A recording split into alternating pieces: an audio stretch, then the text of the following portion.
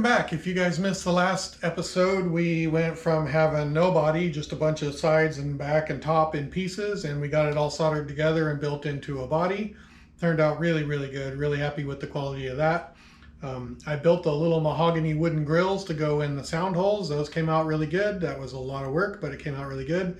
And then I went to put the mahogany binding on there, and it didn't go anywhere in the ear as well as I had hoped. So that's what we're going to fix right now. Ideally, in this episode, we get this binding all done and all sorted out, and I kind of get that body to a done state and all of the woodwork on it done and pretty much just ready to go as a body. And then I can start working on this neck, and then it'll probably fall together pretty quickly after that. So that's the goal of this one. Let's get started. Okay, I got all the old binding off, and it was quite the challenge. I ended up doing a fair amount of damage to the body, just trying to scrape that stuff off and flipping whatever and scratching it. So I got some definite scratches in there that I'm not super thrilled about, but I think they'll stand out okay. So it's just a little extra work. I also tore up a chisel pretty good in the process. You know, it turned out the chisel scraping underneath the binding and prying it off of that epoxy was the best way to go about it. I could use heat, but I didn't want to get the solder hot, so I ended up doing the chisel. So after I got the binding off, I ended up needing to clean up the binding channel, and it turned out what worked really good for that was just using the fret end file, this Stuart McDonald fret end file, because the smooth side would just ride along the edge of the body, and then, you know, I could just smooth out that channel. I think I just didn't spend enough time prepping that binding channel to make it all perfect. I was using this clear weld 5-minute epoxy stuff, and 5 minute, man, it's just way too fast, especially at the heat that it is right now out here. I think I only get about 3 minutes before it starts getting pretty tacky. I think the epoxy just started setting up before I got it all taped, and it didn't push all the way against the body as tight as it could have, because the epoxy literally was setting up hard and then it wouldn't compress anymore. So have you noticed the big box stores, they don't sell even 15-minute anymore. It's all just 5-minute now. Like, and everybody's in such a hurry. Yeah, 5 minutes, not enough time. So let's head out to Woodcraft, see if we can find some 1-hour epoxy, and then we'll go about trying to get this binding back on here. Rolling up on Woodcraft here, probably my favorite store in town. Let's go on in.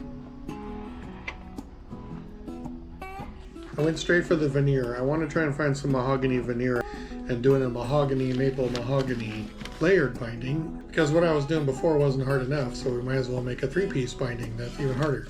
But at least with this veneer stuff, I wouldn't have to bend it on the bender. I could just probably glue it on in layers and it would come out fine. And then I always like to just take a look at what's in the wood selection. They usually have some really nice woods, some really nice pieces. They're not the cheapest place to buy wood, that's for sure. And I do get a lot of fretboards out of this bin right here. Looks like it's a little bit picked over right now. The other side of the lumber rack, there's always just great stuff in here that looks so tempting. Like, whatever that stuff is, I like it. I'd like to try some of that. Sometimes I get fretboard material out of here, but it's longer, it's too long, and it makes a lot of waste. But sometimes there's great pieces in there, so I go for it. Let's see, I'm looking for glue, so let's head over towards the glues. Here's the glues. I didn't see any epoxy in this area. I'm looking for epoxy that's 1 hour or more. I always go through the sandpaper row. It just makes me happy. I wish I could just buy so much of it, but it's not cheap. Sandpaper is expensive sometimes. And then look at these sanders. Oh man, I'd like to buy one of each of those. Those are great. Look at this router bit selection. I just love this router bit selection. It's just everything you need is in there. It's so nice. Oh, bandsaws. I don't really need another bandsaw. I have 2 already. You know, some of these are really, really nice, but I'm happy with bandsaws. I'm good there. But man, do they have bandsaw accessories galore. Here's what I really want. I think this might be my next big purchase, is one of these drum sanders. These things are so cool. I'd like to pick up one used if I can. Yeah, $16.99. That's not a small endeavor. Drill presses. I'm pretty happy with my drill press. Oh yeah, I just jacked up a chisel taking that binding off. I should buy a whole nother set to replace it. Man, how cool would it be to have a lathe? Actually, you know what might even be cooler than having a lathe is having the space to have a lathe. Oh, dust collectors? Yeah, I don't know. I prefer to just collect my dust in the environment. Okay, woodcraft was a success. One of my favorite parts of woodcraft is when you go to the counter, he always asks you, have you shopped here before? And it's like, well, yeah, I'd be in early retirement now if I didn't. Like, of course I've shopped here before. Anyway, epoxy. They have this System 3 epoxy. They had a bunch of different types. They had huge amounts. I figured the shelf life, I would have liked to buy a huge amount, but I was worried about the shelf life and that it would just turn to a rock. This stuff's 45 minutes to an hour, depends on how much hardener you mix. That should be enough time. I feel much better about a 1 hour approach than a 5 minute. That 5 minute was ridiculous. That's just, who can glue anything in 5 minutes? That's just crazy. Okay, let's cut some strips of that veneer and see what we think of how that veneer is going to lay on there. I don't know. I haven't really looked at the thickness of it yet versus how many layers I'll need. Can I do the 3 layer or is it just a 2 layer thickness? I don't know yet. So let's just get started cutting some of that stuff up and bending it on there. Let's see how it bends around those tight corners.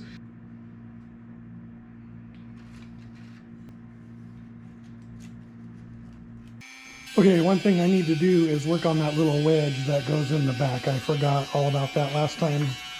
I've got it marked out and I'm gonna just cut that real quick. Well, I figured since I had already trashed a chisel, I might as well keep going. Look how cool the chisel gets in between the 2 pieces of brass and just rolls it up, kind of almost like a wood plane or something.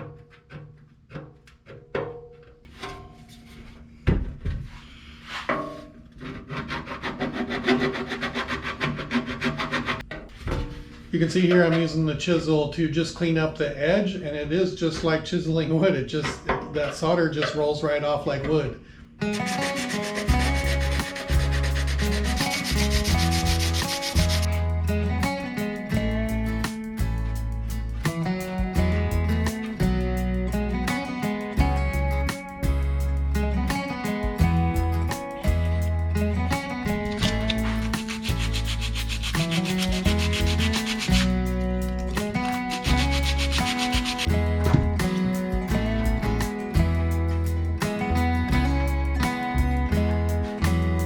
Okay, I didn't film much of that. I kind of just went for it, but it's in there. So now I'll be able to just trim it up and then we're for sure ready to go for binding. Okay, I'm back on binding and a couple of things that I've learned. One is that veneer that I got, it's too thin. It bends around everything nicely and I don't really have to bend it, pre-bend it on the bender, but it's so thin that I would have to double or triple it up to get the thickness that I need it to be. And I'm worried that when I sand, I'll sand through it right to the glue joint and then it'll look funny where it's glued together in layers. And so I couldn't really do the maple mahogany setup with it just because I was worried about that sand through because that stuff's just so thin. So the veneer is not going to work to do the binding. So what you're seeing here is I've bent up 2 more bindings. I've done both sides of the top and it's gone really, really well. Happened was I was just lazy on prepping that binding channel. Like I didn't smooth it out enough. I didn't put enough effort into just filing it like you saw me do earlier in the video with that StuMac file. I mean, that just changed everything. It all just lays on there really nice and smooth now. And then the other little thing I did to it is I'm actually adding tint to the epoxy, some red mahogany trans tint to the epoxy, which is really helping a lot as well. Yeah, it's going really, really well now, and you can see me here working on it, and I'm almost done with that. Let's just get her done and move on.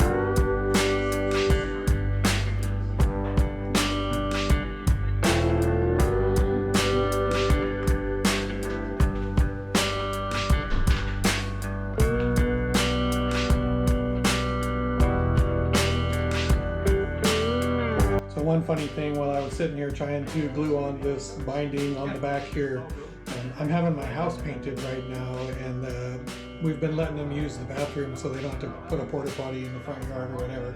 It's working out better. They're nice guys. One of the guys just came through who was using the bathroom, and he noticed me in here and says, "Oh wow, you're working on guitars, huh?" And I felt bad. I couldn't just like stop and talk to him because I was in the middle of doing binding. But super cool guy. He's a guitar player, and he was excited about all these guitars in here and checking it all out. So that was kind of fun.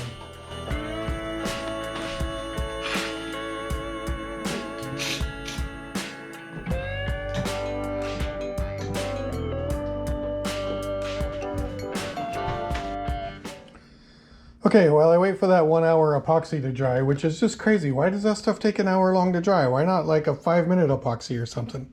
Anyway, I thought I'd turn my attention to the fretboards because I think that's probably my next step. And so I've got a couple of nice pieces here. I've got this ebony with some of those really nice stripes in it again. What is this stuff? I don't remember what this stuff is. My wife picked it out when we were at Woodcraft the other day. Oh, it's Bolivian rosewood. So we got this Bolivian rosewood.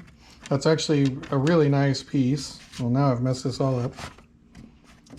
Both of these fretboards look great against the brass. The maple binding, I want these fretboards to have binding. The maple binding looks great on the Bolivian rosewood.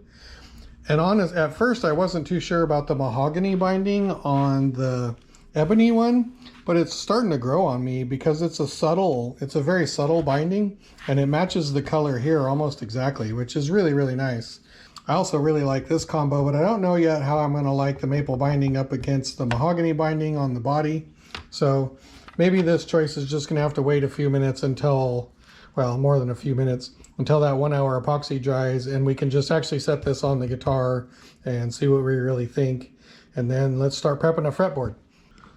Okay, the Bolivian rosewood with the mahogany binding is starting to grow on me a little bit. I actually like the Bolivian rosewood against the brass a lot better than I like the ebony against the brass. Okay, and there's the ebony one on there with the mahogany binding, which I do really like that ebony and mahogany binding. But to me, for some reason, the guitar just looks way happier. I don't know, it just looks like a more fun guitar with the rosewood on there than with the ebony. So I guess I'm still undecided. That is really nice. I don't not like the ebony on there. I just really like the rosewood on it. Okay, we finally turned the corner on this binding. I'm super happy with it. It came out great. It was a lot of work, a whole lot of work. So if you're thinking about doing binding on one of your Resonator guitars, just be prepared for a whole lot of work. I can see why not many Resonators out there have binding on them, because it would literally cost $100,000 to do it. I mean, it was labor intensive, but totally worth it. Super cool. I've come to a conclusion on the fretboard, and I think what I'm going to do is it's going to be the Indian rosewood with a white stripe in between the mahogany outer there on it. So that's what's next. I think let's start putting this fretboard together and see how that looks when it's all tapered and we get it, kind of all together. Okay, I printed full-size plans of this guitar quite a while back before I started the build and when I was trying to work on the design and the layout. So this will make it really easy to just get this fretboard the right size and everything good. Just going to start taking measurements off of these plans and transferring them to the fretboard and see if we can get this thing done and see if we like the way this rosewood one looks.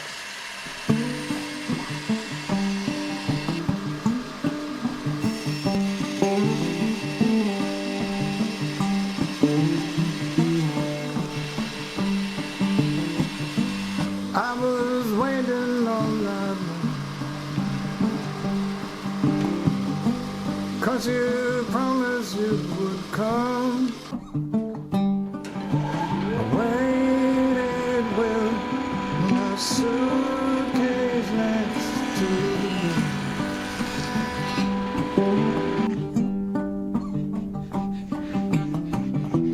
One time I heard steps, but it was someone else.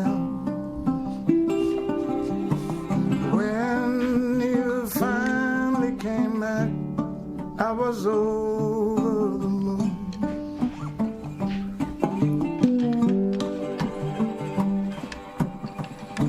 First we took a night train, then we walked small streets. You left me there and told me not to move.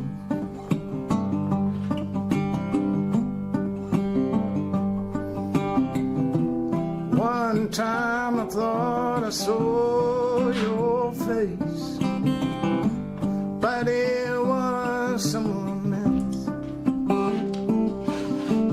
When you finally came back, I was over.